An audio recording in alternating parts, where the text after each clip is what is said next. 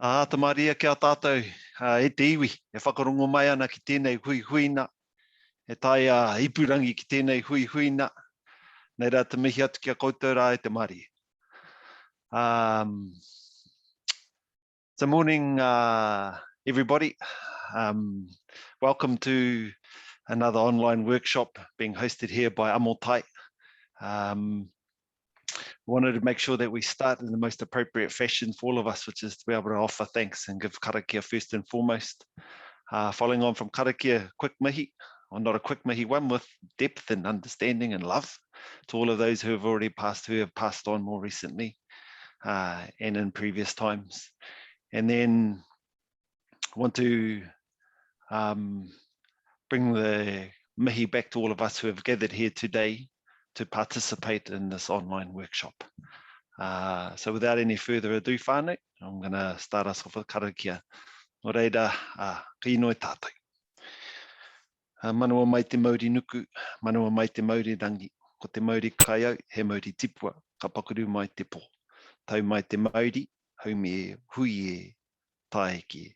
He honore, he korore ki te atua, he maunārongo ki te whenua. He whakaro pai ki ngā tangata katoa. Āmene.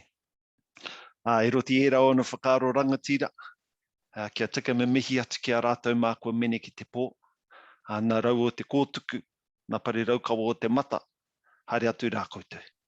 Haere atu rā koutou ki tērā wāhi e takoto ana. Kei reira koutou e moi mai, oki oki atu. Rā ko hoki atu au ki a tātou, nā maunga whakahi, nā awa e rere ana kei wangene a tātou, o te motu nei, nei rā te mihi o amotai ki a koutou. Nō reire, kai aku nui kākurahi, nau mai, hara mai, whakatau mai rā. Ki a koutou rā e nā whanaunga, nā tuakana, nā taina o te moana nui ākiwa. Nei rā te mihi, nā kupu e whakatau ani a koutou rā e roti i tēnei āhua. Talofa lava, malo lelei, pola nisa bula vanaka, namaste, kia ora ana. Whakalofa lahi atu, malo ni, whakalofa atu. Nei rā te mihi o te whānau o amotai, e whāriki hea kai mui o koutou aro i te ata nei. Nō reire e rauranga tira mā, nau mai, hara mai, whakatau mai rā. So again, whānau, welcome everybody this morning. I'm your host. My name's Gisborne. I'm one of the manuhia with Amotai. And it's going to be my distinct pleasure to be able to introduce you shortly to our revered guest speaker. No pressure, my brother. As you can see, whānau, so this is very much a Māori and Pacific hui. And what that means for us is making sure that we keep our conversation light, but informative. We make sure that we operate in a safe space. So your opportunity to ask the questions that you need to ask today, whānau, and there's a couple of ways about doing that. So here's the housekeeping part.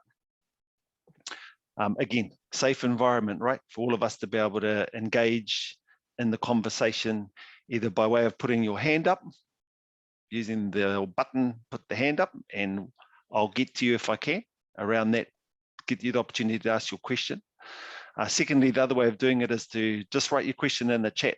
Now, depending on the activity in the chat or people asking questions, I might not get to everybody. That being said, what we will endeavour to do at the end of the session is to reach out to you individually with an email to be able to answer any questions that we weren't able to get to today. Again, whānau, so this is about us being, it's a relaxed environment. I'm hoping the best way that we know that we're able to sort of get messages across is the more interaction with our audiences, with you, our whānau, the better, because then our responses become really targeted and it's focused on what it is that you need to know specifically. So I'm just going to encourage us all again to feel comfortable to share and ask the questions. Inevitably, if one of you is thinking about it, probably 10 of you are thinking about it. So, I want to encourage us to be able to have the open conversation under the auspices of the manaki of our karakia, the manaki of all of us coming together as one to learn, to grow and develop together. Now it's time, whānau, for me to be able to introduce our guest speaker for this morning. Kai ahau te honori ki tuki te mihi atu ki a koe e tōki tuakana e Nathan. Hikurangi te maunga, hikurangi te tangata e kore e neke neke. Nā reira, nei rā te mihi reo, nei rā te mihi maihoa o te whānau ki a koe, kua tai atu koe ki te whakanui tēnei kaupapa, kai wainganui a tātou i te ata nei. So acknowledging whānau, Nathan from Ngāti Pōrai.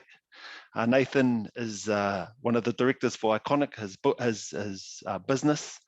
Nathan's been in business for 8 years, has had numerous businesses and is part of a group of businesses today. He started out as a building apprentice in Te Tai Rāwhiti, and after completing his trade and so forth, made the decision to move to Auckland. Iconiq Group was established in 2019, and we've been proud as Amotai to be able to partner with Nathan on a number of initiatives. So without any further delay, e tuku tuakana, ko hoa tau te rākau ki a koe. Kia ora Glenn, kia ora koutou. Ko hukurangi te maunga, ko waipu te awa, ko horauta toku iwi, toku waka, hene pare toku marae, ko Ngāti Porou toku iwi, te whānau o hene pare toku hapu. Ko Nathan Timea toku ingoa, and kia ora. First of all, thank you for the intro, Glenn. And of course, I got a bit of butterflies this morning because I knew I was wanting to share my experiences in terms of what I've done in the past, ever since leaving Tai Rāwhiti. Born and bred, just a little 2-minute story of me. So I grew up in, I think we call it the Bronx, back in the day. Went to primary school there. I thought going to school with bare feet and so forth was normal. Well, it wasn't. I thought going to the neighbours and knocking on the doors and asking for bread and milk and sugar was normal. Well, it wasn't. But that led in, and of course, unfortunately, as a young 12-year-old, my mother passed away, and my dad done an amazing job with bringing me and my 2 siblings up. And so went to high school. I thought I was going to be an All Black. Of course, that never happened. And I had the opportunity to do a work experience where I ended up getting a building apprenticeship while I was still at school. I'd done my trade. Took me 3.5 years to become qualified. A qualified chippy or builder at the age of 22, stepped into foreman management, and then I thought I could come up to Auckland and see what I had to offer on a bigger scale. And as Glenn mentioned, been in business for 8 years now. Owned numerous businesses, but that's just, it is what it is. And here we are today. I'm an owner and construction director for Iconiq Group. What I've managed to do today is I'm hoping I can break all the topics or the tasks down, and please don't hesitate to comment, and no doubt Eddie or Glenn and them will ask those questions.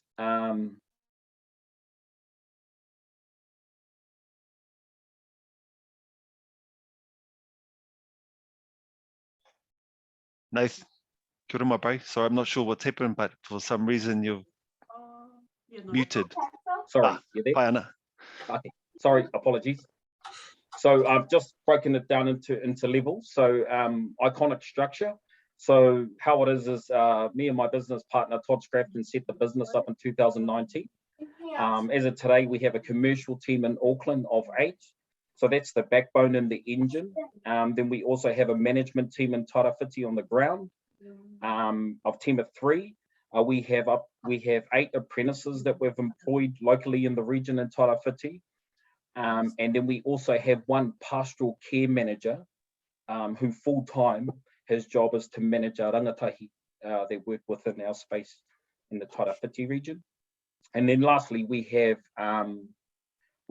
4 builders on the CRL contract here in Auckland.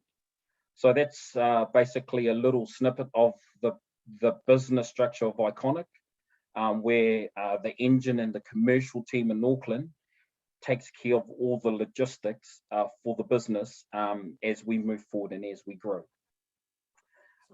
Next topic is basically the introduction to Amotai. So back in 2019, I was a cousin or friend of mine, Alex Harware, who you guys may all know, introduced me to Amotai, which we had, it was He Waka Eke Nō back then. We had a wonderful our wahine, Anna Jane Edwards and Tanya Powhare, and then you had Kahurangi and behind them. introduced to He Waka Iki No, which is now Amotai then. The amazing opportunities they have done for my business, they've opened plenty doors, and I'm hoping that, and no doubt, with you guys on the session here, or the Zoom, that you guys can leverage into them to creating the same opportunities they did for me. So as of today, Amotai opened the doors to Kāinga Ora, which is government housing. So at this moment in time, Iconiq is a build partner. So we're a main contractor for Kāinga Ora, where we build houses as a main contractor, and then we give them to Kāinga Ora, and then they house people in Tarawhiti. We are also a development partner with Kāinga Ora, so we're in that space too. So we acquire land, we develop it, we do bulk and locations feasibilities, we build the houses, and then the end user is Kāinga Ora again, which enables them to house more of our whanau back home in Tarawhiti. And then thirdly, we have a training facility, which is the thing I really love. And the reason why I love that is it's more based around employment and opportunities, especially apprenticeships. So in Gisborne or Tarawhiti, we have a facility where we're building houses for Kāinga Ora, and huge mihi to them for giving an MOU to build houses there, so that allows us to have the workflow. Also a big mihi to the PGF, who granted us some funding to enable this facility to be established.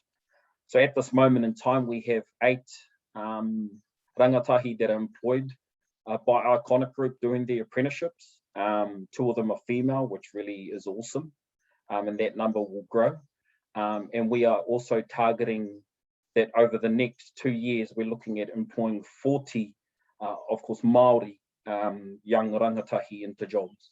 So they will be fully employed by us, and then we look at mentoring them through the whole apprenticeship in this facility. And then, of course, as I said at the start, we have a pastoral care manager, Reihana Wiley, who manages their well-being, their mental health, making sure that all the things our rangatahi do outside my doors or our doors, we can manage them and look after them physically and mentally. So that's that stuff in terms of Tarawhiti. With regards to some of the social procurement or the social outcomes component, so of course, me being Māori, I want all my subcontractors to be Māori. And if they can't, if Māori don't have the capabilities, then I foresee it's my job as the leader for the region and my business and my people to educate them.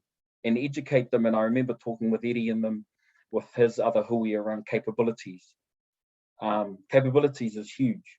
So we, at the moment, we have 60% of Māori subcontractors that are contracting to Iconiq in Gisborne.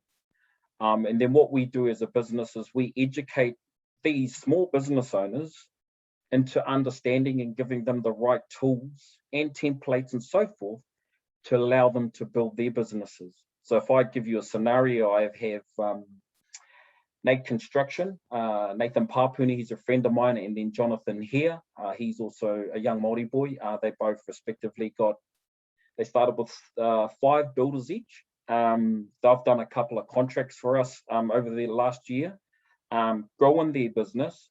We've mentored them through implementing certain processes within their business. So for example, I'll give you a scenario. They struggled with payment claims. So huge mihi to our management team in Auckland that educated them around how it should be done. And so as of today, we basically just signed them up for another 12 houses for one of them and another 8 homes on another site in Gisborne. So when we talk about opportunities or social procurement or outcomes for Māori is for me as a business owner and my commercial team to understand the capabilities of our people and then plugging them into a comfortable position that they can complete their contract, if you want to put it successfully. But we would not, as a business, throw them under the bus and give them something that they're not capable of completing. And so we have, we enable them to grow their businesses. So if they show us capabilities on the first project, like these two have done, then we give them a little bit bigger and a little bit bigger. And then when they get to a point where they know physically in terms of their business and how they're thinking, is there's nothing stopping them that in 2-3 years time after contracting to Iconiq Group, that they can do what I'm doing. And that's to enable them to deal directly to government. Because believe it or not, for me, the more people I can help create to be in that government space, to be dealing with Kāinga Ora directly, is all better for us as people. And that's the only reason why I'll support any new Māori businesses in Gisborne. I've also been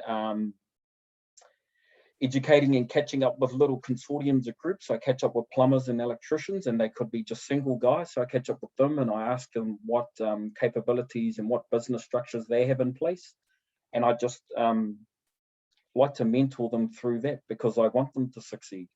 You know, I'm sure all of us on this hui here would agree that, you know, for me, I'm in business to create something for my family and for my people, and to, of course, make my father happy in terms of what I'm not just providing for his mokos, but for our people in general. So that's that part there, the social procurement stuff. I also just wanted to add at our facility. So we're building houses, of course, for Kāinga Ora, they're 2 and 3 bedroom homes, and also for iwi. What I've managed to do, or what we've managed to do in our contracts, is we want to allow Māori plumbers, electricians, roofers, plastering, painting, decorating. We allow them to be involved in the facility too, because that enables them, or we enable them to build their capabilities, even though it's only a specific small trade, but is beneficial to the building industry. We also, of course, we are limited with resources in Gisborne. So in terms of reaching out to an electrician company that can carry up some of the bigger developments we want to do, or houses in the facility, is we have clauses in our contract where they must employ an apprentice. So if you're wanting to get 5 houses for us for the first year, and you're an electrician, you must employ a Māori apprentice to do his electrical apprenticeship if you're wanting to be involved in our facility, and that's just our terms. And last but not least, just looking at my notes, my final words, tendering opportunities. So I just wanted to go back. So Amotai definitely opened the doors, but they also got to make sure that they understand any business, that any of our business owners on this hui today, is that they have the capabilities of whatever door Amotai can open. So for example, if they're going to introduce you to Kāinga Ora, you got to make sure you have your processes and structures in place, because the last thing I want, and Amotai and so forth want, is for you to fail. Okay, so finding work or finding contracts, I think that's not too bad. I know there's a lot of people struggling with knowing who to talk to, who's the influential people within organizations. No doubt Ariana and Amotai and them, they definitely do know the right people.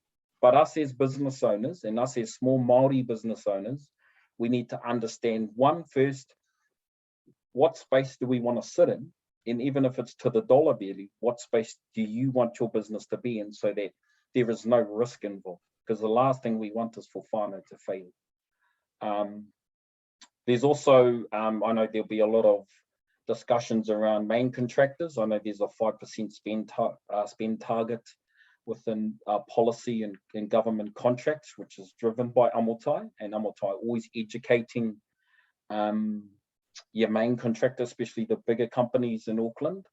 I get it. I'll just be straight up with you. Unfortunately, this isn't normal for them. It's definitely going to be normal. And you know, we're hoping that their 5% will grow to 10, 15, 20, even if it was 50, it'll be awesome for all of us, especially us as Māori people and Māori business owners. But yeah, going back to the main contractors, unfortunately, it's a responsibility of the directors themselves to be educated on how they can incorporate more Māori businesses to be involved in their government contracts. So one of the things I get disappointed is a lot of people bring up and say, oh, Māori this, or they can't fulfill the contract, it's too big, it's 40 million. But I keep saying to them, like friends of mine who are in bigger companies than mine, I tell them, why can't you just give them a small portion of the contract down the bottom?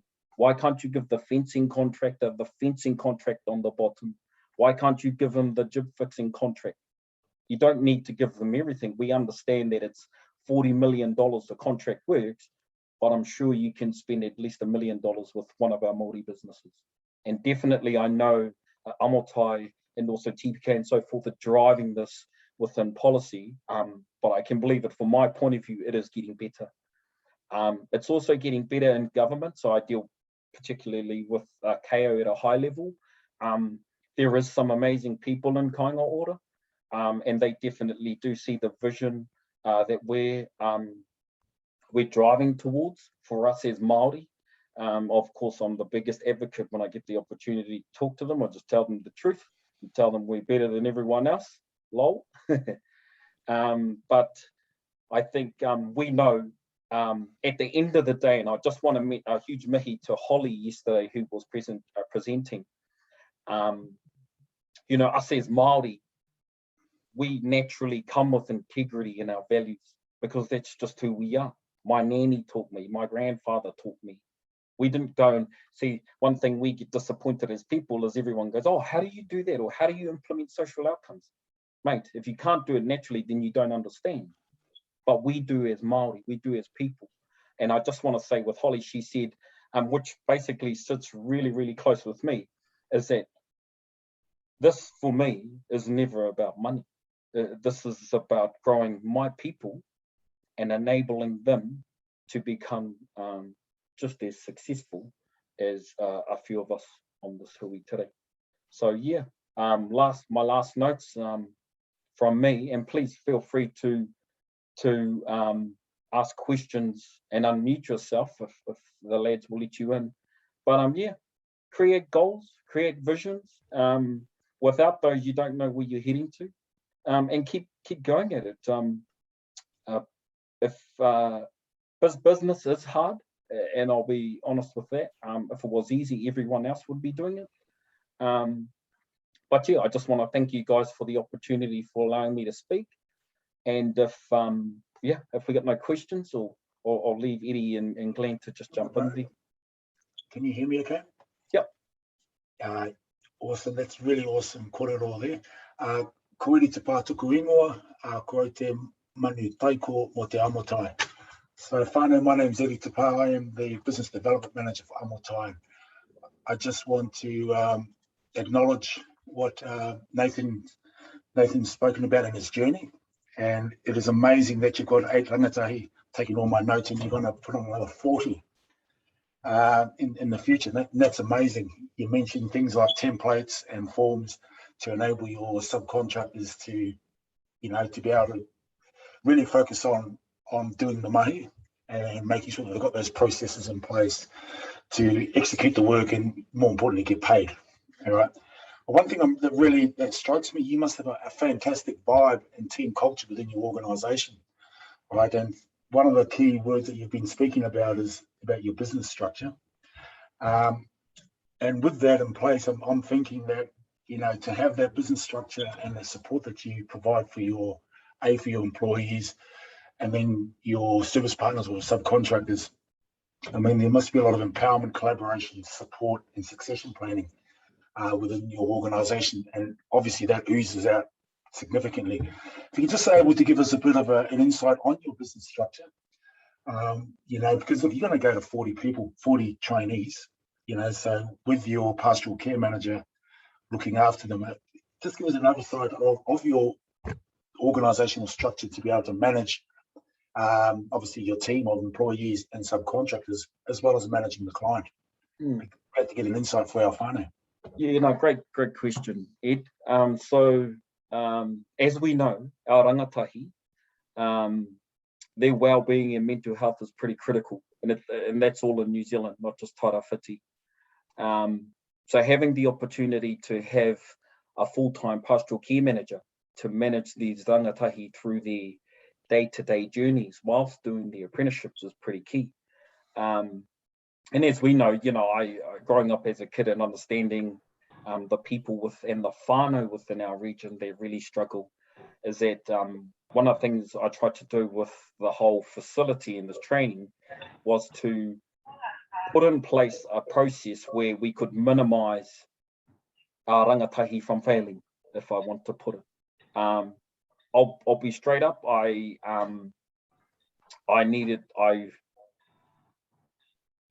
know what it feels like in terms of mentoring young ones. I know that there is a lot of violence and there's poverty and so forth.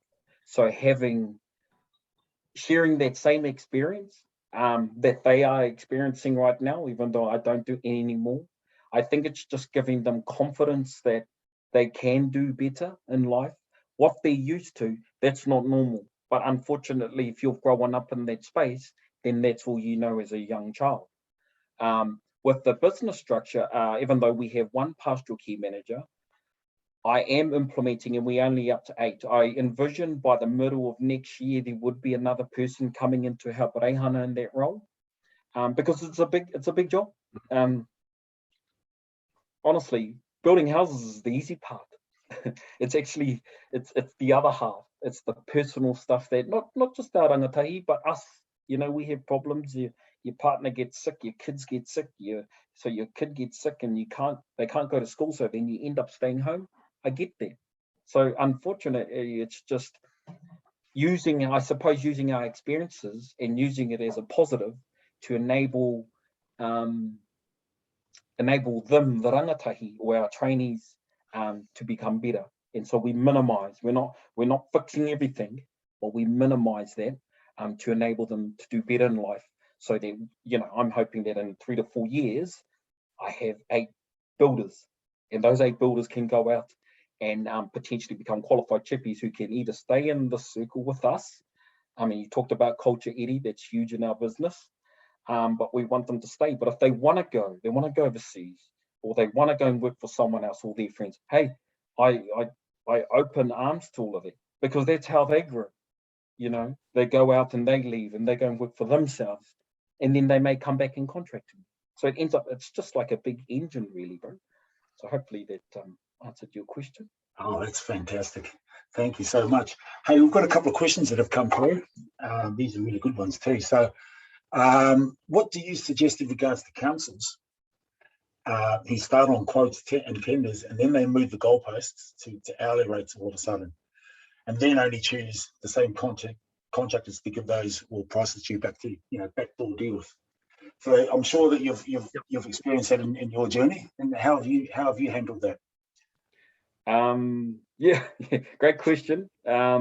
Unfortunately, we can't stop people because everything's about relationships. You know what I mean? So, for example, I built a relationship with influential people and organizations, and I did see Berenice on here, who's influential within the CRL contract. And so, for example, her and her team and Amotai gave me the opportunity to put my tender forward to be a successful contractor to be involved in CRL, and now we're coming up to a year. So huge mihi to Berenice and her team and her social outcomes team. But yeah, it's just it's a hard one, because if you're trying to step into a space where a main contractor is doing government work, but you have no relationship with them, then me being honest with you, it is pretty hard to get through that door. But you got to remember that they're not the only ones doing construction over there.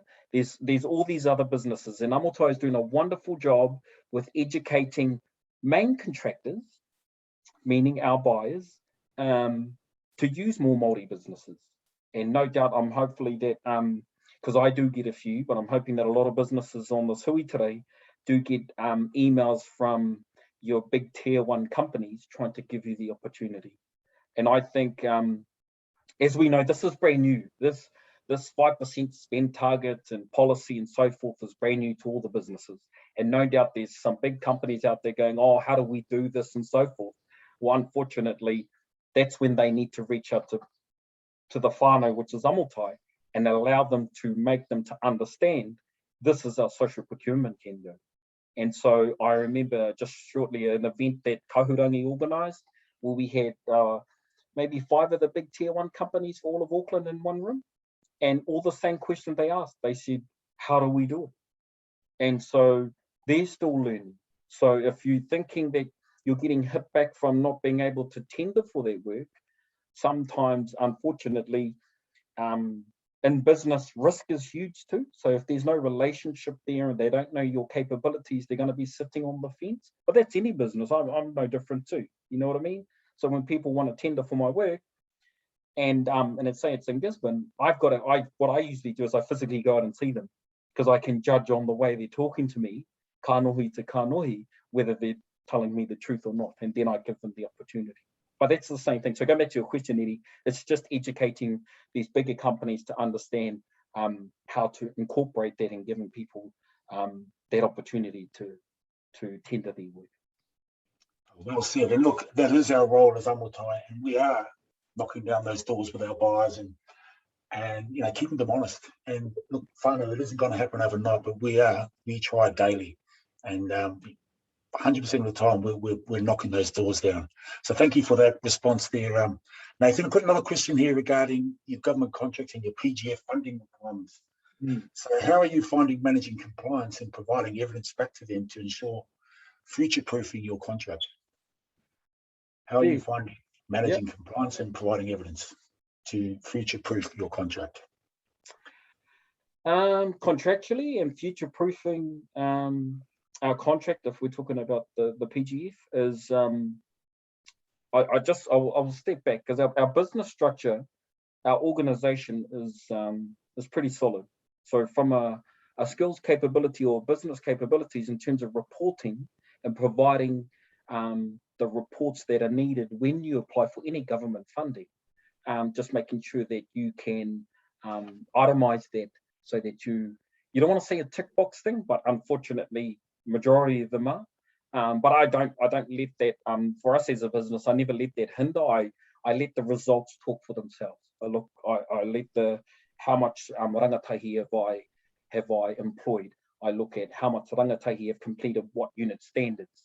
And so when we talk a few years down the track, we talk about how many of the rangatahi are now qualified builders.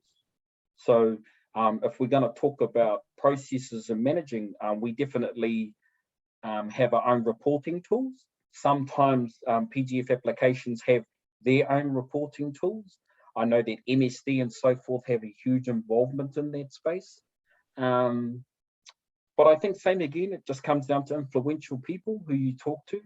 And, you know, when you're sitting with any government agency or individuals that influence funding, if you want to call it, it's almost just a face-to-face conversation with it to know that this person is real and is not wanting money just for themselves. You know what I mean? So it's all those basic things anyway, but then, you know, you got to look at the business aspect of it. You got to look at, you know, making sure that the contract is in place and all the insurances, and making sure that the way you're employing your staff and all those simple processes that are normal in any business place, making sure you have that structure in place for it to become successful. Hopefully I answered that question. Absolutely. And look, that sort of brings it back to what I spoke about, is getting your collateral right. One of my hui's. Yeah, agree. It may seem difficult, but as you said, it's easy if you've got your systems and processes in place. Agreed. And as you know, it's tell me and show me. So, and you're certainly doing that. Another question here, man, they're coming in thick and fast. When the pathway that one is taking in business is innovative and pushes the business as usual of such agencies like Kāinga Ora, you've done it very well, how does one get to being ready and having all the criteria points met when the criteria we are trying does not exist? Does that make any sense? Yeah. It does. I just want to try and simplify it. So if you're trying to do an application to the panel of KO in terms of whatever that panel is. So it could be regional, could be Auckland, and then it could also be the scope. So we could be talking residential building, commercial building. We could do deconstruct, which is the toko Sire is a part of.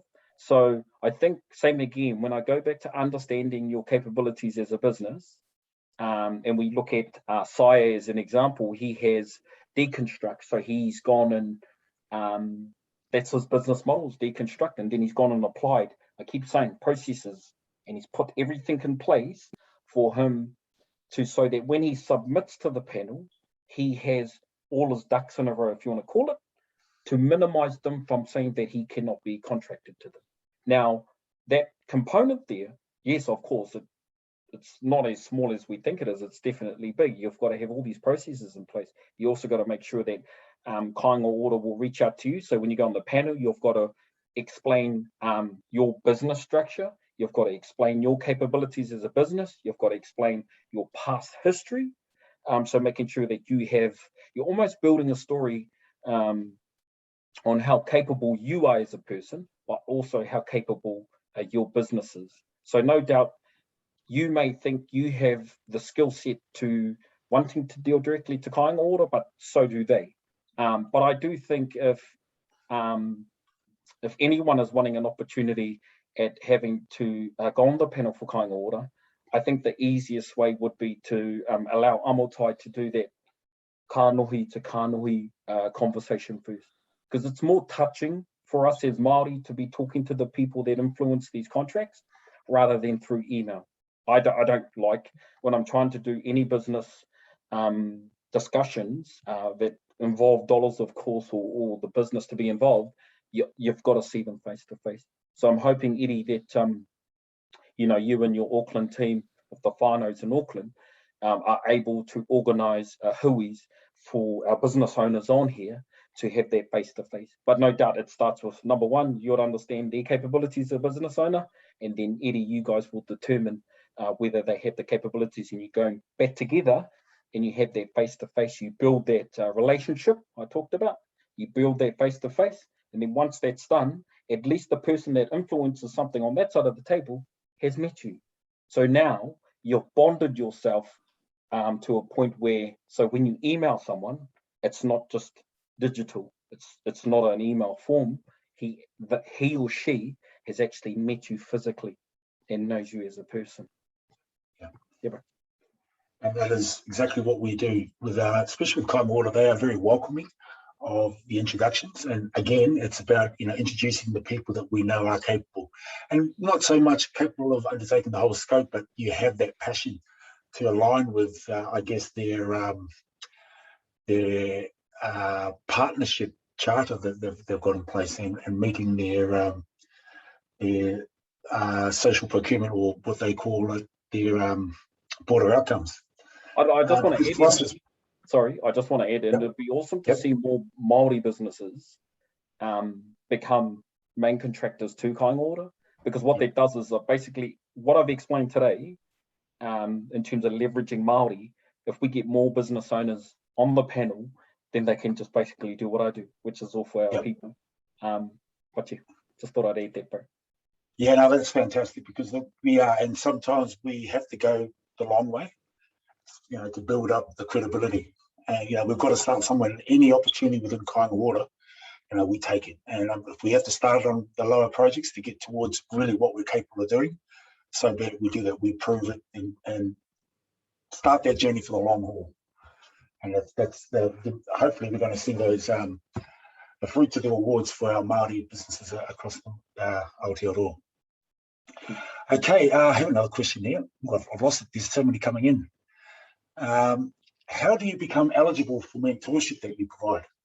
So to learn these processes to implement, the more I can learn, the more I can teach. Very important to how we roll with a similar vision that you have.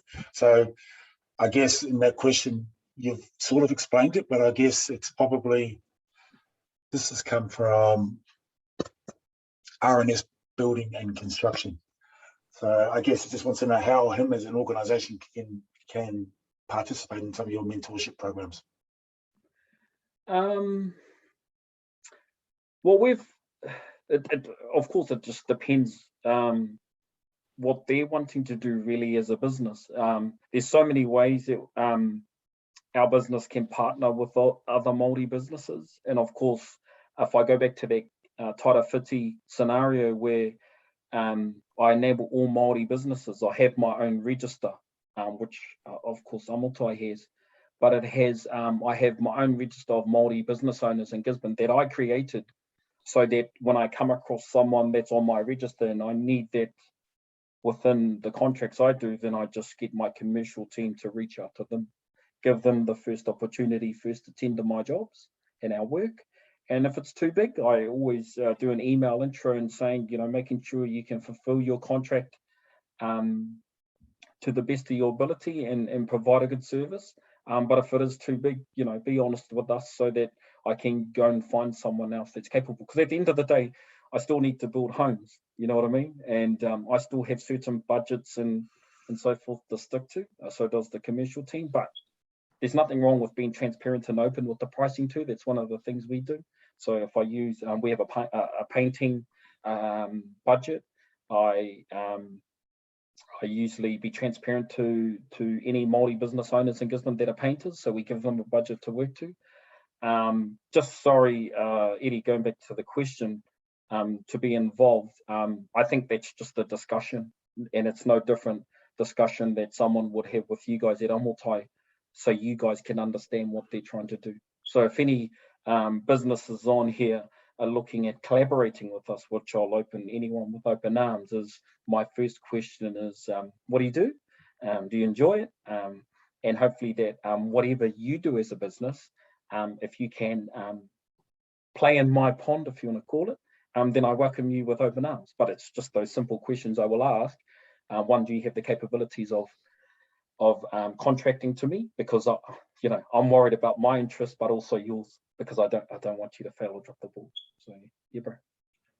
Great answer. And look, I can testify to that because I have introduced you to an organisation from the Bay of Plenty, and he made the effort to come up and meet you in person, and you were very welcoming and very supportive. And yes, he did ask those exact same questions.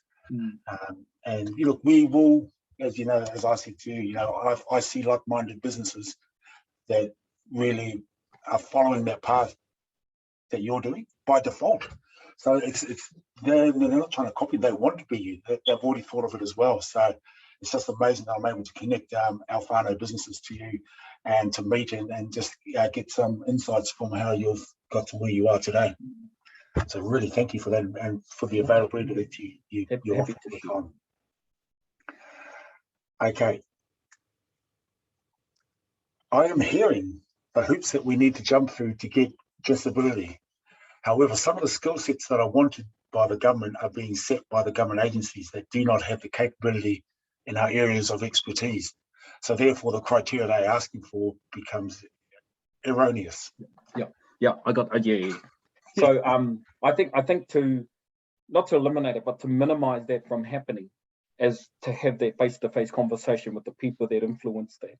You know what I mean? Because you get a document, you answer all the questions, you provide all the information, but also on that side of the table being government, they don't know who you are. So I always, from my experiences with what Amotai done for us, if Amotai can open the door, and I'm just talking about your question, Eddie, and you can walk through the doors with them to the people that influence what they're trying to get across, you build their capabilities and their trust between each other, enabling Kāinga Ora to understand that you have the capabilities as a business owner to fulfill the contract. So once that binding, you're binded with the buyer, meaning KO, you've built their trust. Because remember, everything is based on trust too. That's a huge component to business, is trust. Can you trust them? Can you trust them? So if you do that face-to-face or kanohi to kanohi conversations with, say, KO as an example, then you'll build confidence in them automatically. Automatically, you've had a bond.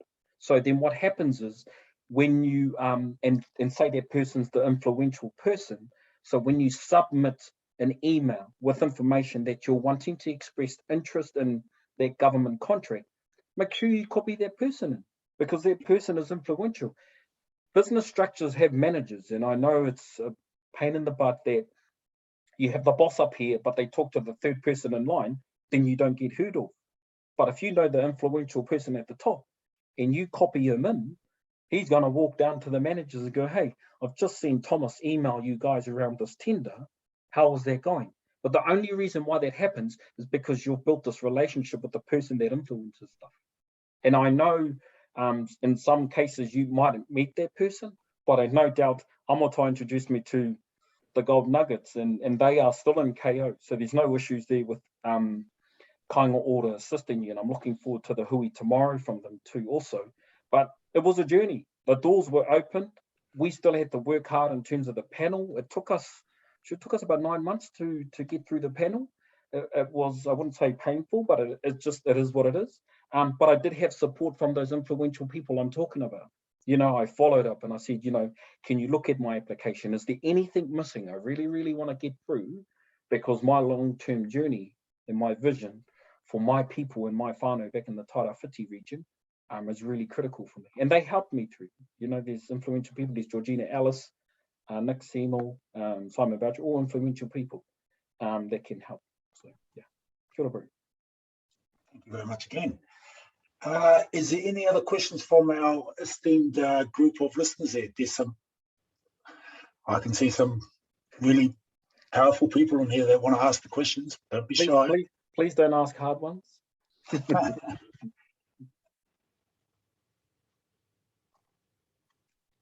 Feel free to just unmute yourself, save typing. I'm gonna ask someone to ask a question now. Go on then, bro. I'm gonna look. Yeah. Right. No. Fatu, I know you're a man of knowledge and we'll have a lot of questions. And as a numbers man, do you have any questions, Fatu? Unmute. Yeah.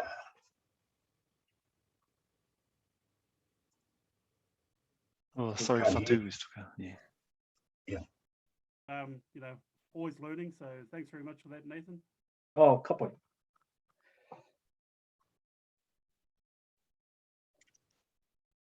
Robin.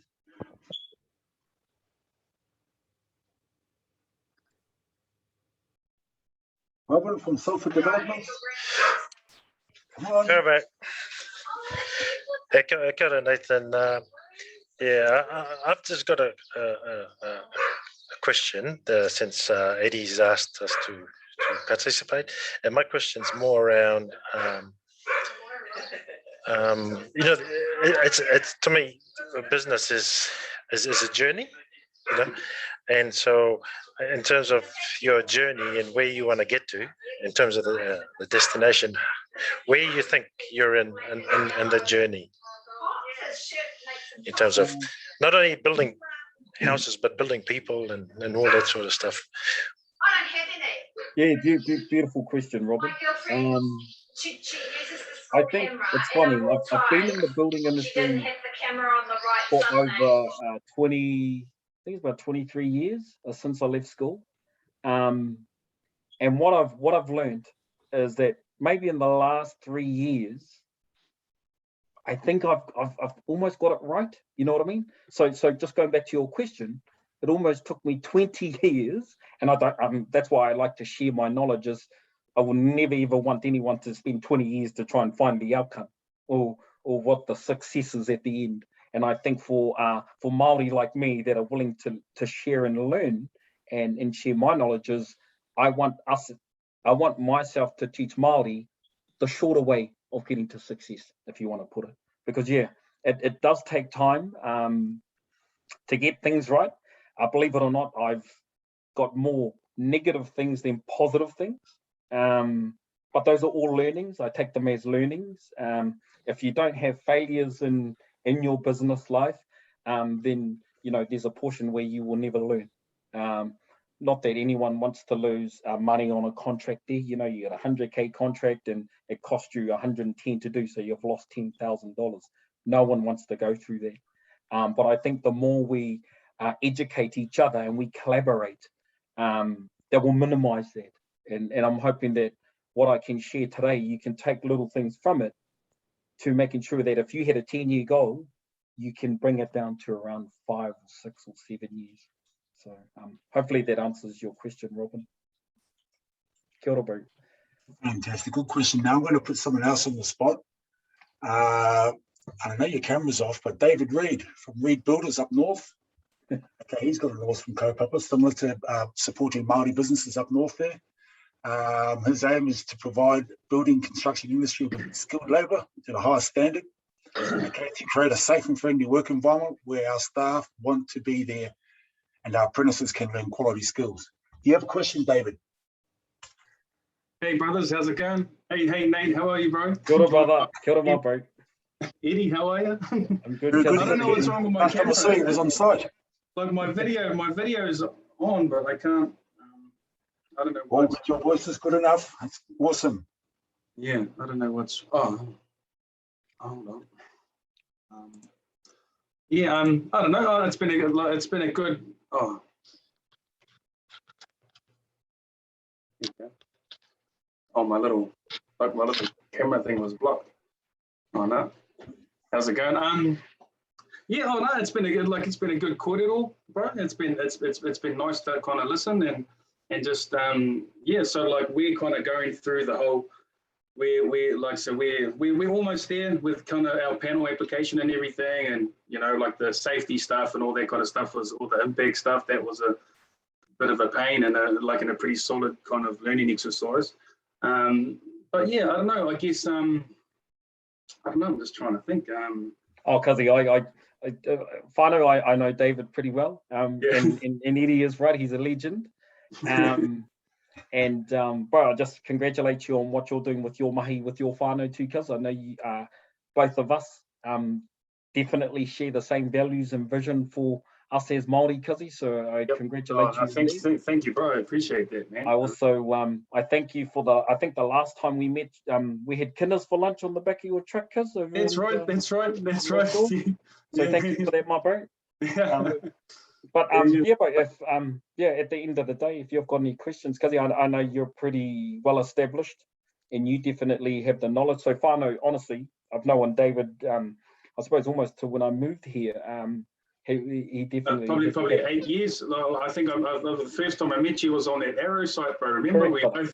Yeah, and that would have been back in maybe 2014. So yeah. Awesome, bro. Awesome. Well, good to hear from your cousin. Hey, hopefully, if you don't have any questions, that's all good. But just don't ask me hard ones. Eh? Yeah. Oh no, like I kind of feel like there's so much that I kind of want to know. Yeah, like for So we could take it. You know, I could definitely. I'll just send you my email, but same again. We can do our own hui. And then I can just if you've got any questions to me, rather than everyone listening to it. I got you, bro. Sorry to put you on the spot. Hey, we've got one from Carol, actually. Carol Buckley. Kia ora. Hey, my question is this. My business has only been going for a couple of months, and I talk with what you said about business being hard because it's never as easy as the plan. What was it that you did when you were first a startup to stop getting discouraged and keeping on going regardless of those challenges and barriers that you didn't expect, especially when you have people who say to you, let me know when your business is up and running, and then when you let them know that, they don't want to know you. So you're having to build new relationships and not rely on the old ones that you had. What is it that you did to get past that? Great question, Carol. I think what you're experiencing in terms of finding the right client or the right person to do mahi for, that is normal. I experienced that too. There were times where I had no work for when I first got into business for like 2 months. I was just trying a Māori boy from Gizzy trying to come up here and didn't know much people. So I was just pretty lucky. I built my networks with certain people, so we keep going back to relationships. A good friend of mine, some worked in placemakers, and carters and so forth, and I'm only talking about my industry. But yeah, unfortunately, in terms of good advice for you is what you're experiencing is normal. And yeah, it's disappointing to hear that when people say to you, when you get your business up and running, let me know, and then next minute they don't give you any opportunities. Same again. That's not that you want to hear that, but that's almost normal too. Because the market in terms of, I suppose, the construction industry is everyone's driven by price. And even if you have some type of relationship, it's trying to understand the barriers. But I think we go back to the hui I said with Eddie. When you're trying to go for work, never, I think it's famous words, will drop your pants, but stick to your numbers. I think having 2 weeks off work, I'll give you a scenario. If you have 2 weeks off work, at least that's 2 weeks off work and not trying to get a job where you've underpriced and that you want the mahi, and then you lose 3 times the amount you tendered for. So it's just that's about understanding your own value too, though, eh? Correct. And like, there's no harm in, even though we want to have business, there's no harms in waiting. I'm guilty of, there was contracts years and years ago, maybe 5 or 6 years ago, where I took them on and I was hoping that I'd make a small margin. I didn't, and I lost X amount of money, and I learned from it.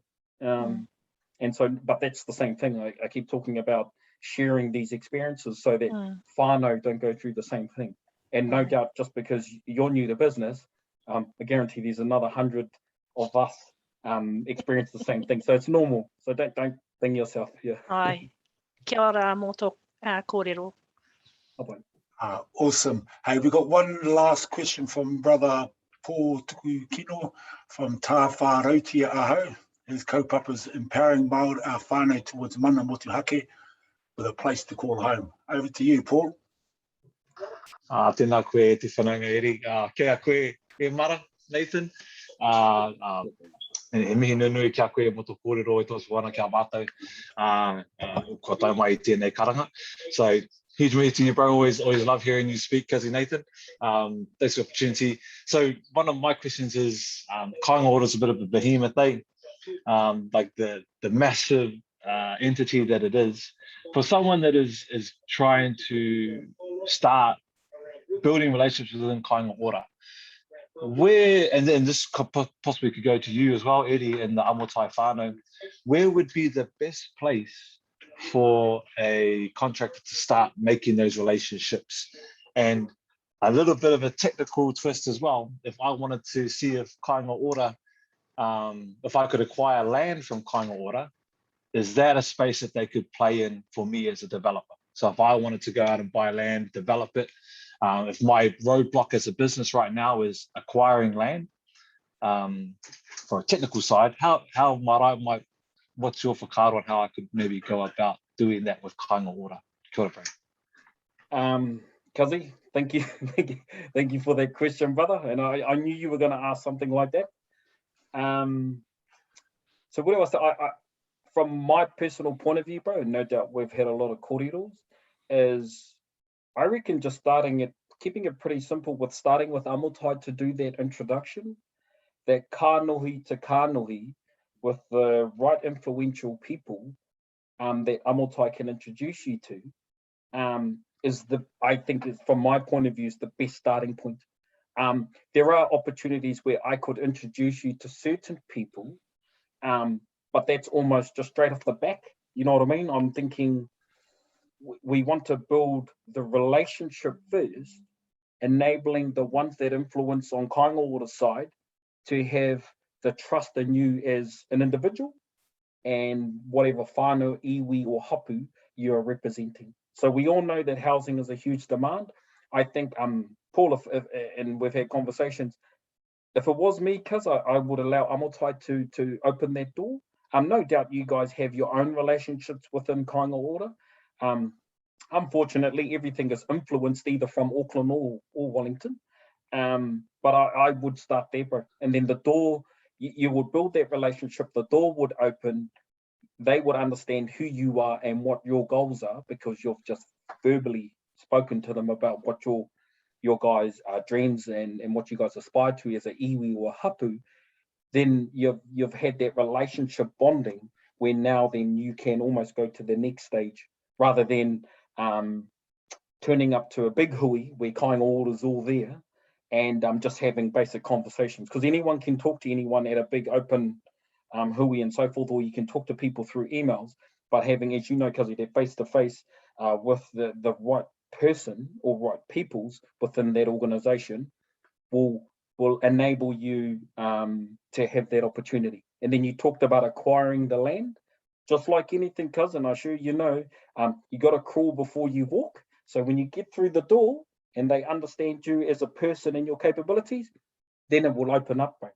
So from a business point of view on their side and a risk factor, they're not just going to go, here's some land or here's 50 homes.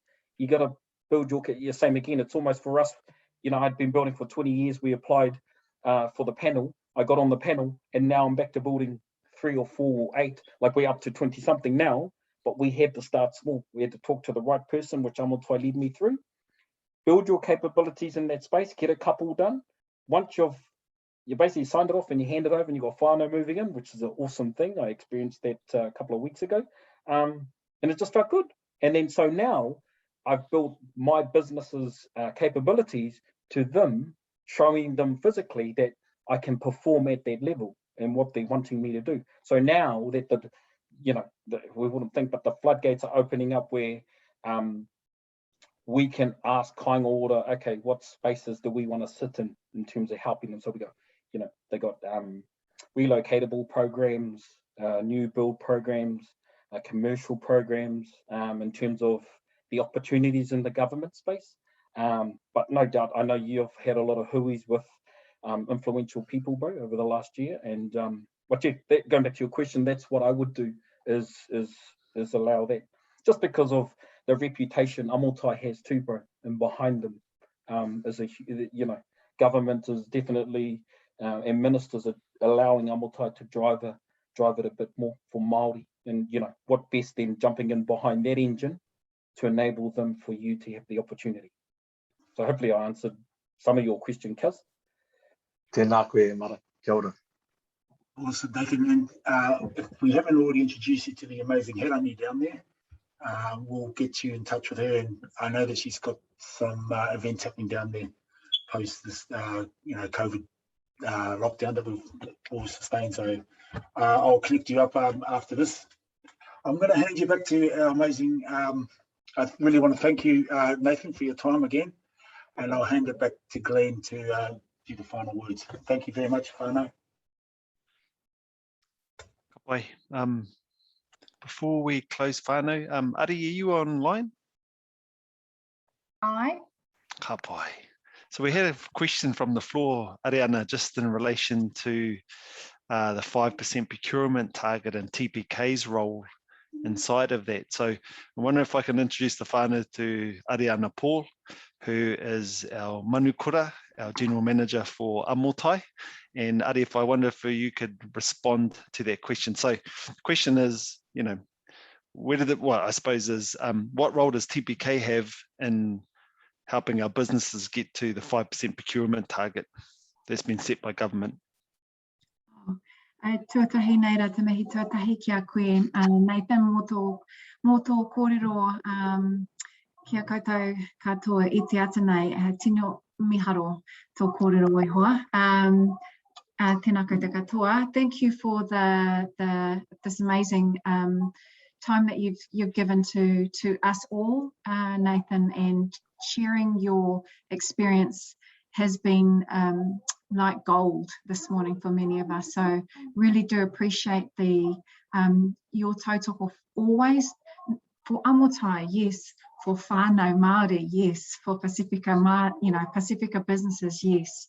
So I want to acknowledge you, Nathan, and thank you for joining this kaupapa this morning. Now the progressive procurement policy is now enacted as from the 1st of July. And what does that mean? So the progressive procurement policy asks for a target that is set out at this stage for Māori businesses, and that target is around 5% of the number of procurement contracts for mandated government agencies. So 5% of the number is really important for us to not get mixed up with 5% of the value at this stage. So what it is asking is that mandated agencies now must procure at least 5% of the number of contracts for Māori businesses. What we have seen as Amotai is that through our relationship, our partnership with Te Puni Kōkiri, who are the policy arm for government for this particular policy, they have been going through all of the mandated agencies, and there are about 138 mandated agencies, and they've gone to every one of those mandated agencies to talk about what this policy means.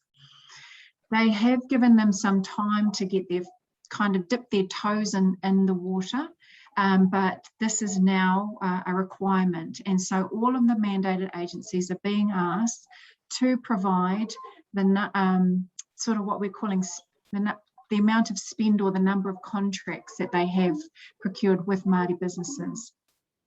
Whanau, this is all very new for us here in Aotearoa. So as an intermediary for the government, where we are trying to connect in Māori businesses, Pacifica businesses into these opportunities, it's going to take us some time.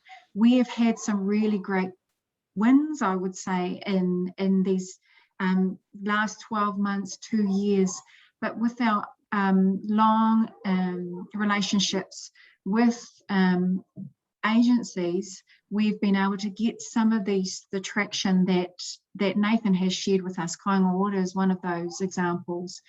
City Rail Link is another example. Ministry of Ed, I know you're here as well on this call. So we have been able to work with these agencies on this particular target, where we've been able to connect in Māori businesses and Pacifica businesses. What we've seen, that the flow-on effect from this policy is being that whilst mandated agencies are required to do this, they are also pushing this into their contracts with primes, with tier 1 organisations. For example, Kāinga Ora have a number of primes that they are, or tier 1 companies that are like their build partners. They are asking build partners to engage with Māori businesses. So the flow-on effect from the policy is not just impacting around what government agencies are doing, but is also having an impact around how and what engagement looks like for primes such as Downer, such as HEB, such as Genesis, Air New Zealand, those types of organisations where it isn't mandatory for them as a policy, but because government agencies are also seeking this from their primes, it is becoming a far greater wider reach than just the mandated agencies. So there's a lot more I could go into, but hopefully that gives some sort of background around what that target is and how it's been implemented. Kia ora. Thank you very much for being able to share that with the whānau and bringing some clarity as you've shared, and I just kind of want to reinforce that supplier diversity, procurement targets and so forth is so new for New Zealand that across the whole landscape, people are at different levels around maturity about understanding what it means, how to embed those targets inside of their business and business practices, right? So that's where Amotai as the government intermediary plays a really crucial role. So not only dealing with the government entities, ministries and so forth, it is about providing support for some of our primes, our tier 1s and our buyer network to help them ensure that we're able to make, that we're meeting the overall 5% target. Still a whole lot of education to happen in that space for Aotearoa, but we are on the path and we're on the journey.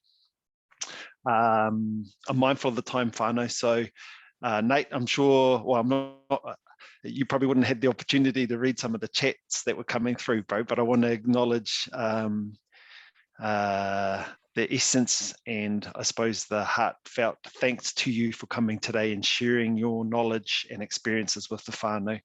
We spend a lot of time being tough on the outside, being broad shoulders and all the rest of it, but some of our greatest strength is our vulnerability to be able to share, and some of our, things that we haven't done right. That's potentially where a whole lot of learning occurs, probably more so than where we have been successful.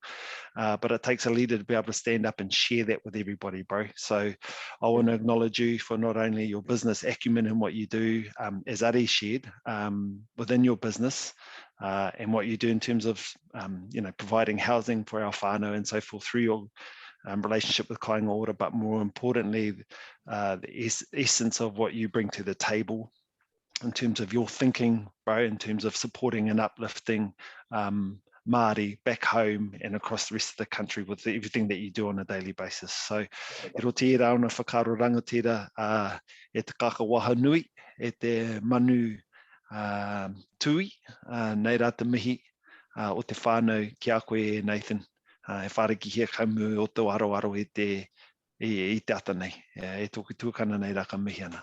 O tērā, anō hoki ki a koutou i te whānau e whakarongo mai ana. He mihi tēnei ki a koutou no amota i te whiwhi, no amota i te raunga nui, we tai atu koutou ki te whakanui tēnei kaupapa. So just want to acknowledge each and every one of you for coming along today to listen, and for those who were able to participate, asking questions and so forth. Just really want to acknowledge the strength of the collective, and bringing everybody together under this one kaupapa. We started with karakia whānau. I'm going to close us off. Nō reira, ki noi tātou. Kia tau, kia tātou katoa, te atu whai o tō tātou āriki a ihi karaiti, me te aroha o te atua, me te whiwhina teitanga ki te wairua tapu, ake, āmene. Mauri ora kia tātou. Āmene. Kia ora.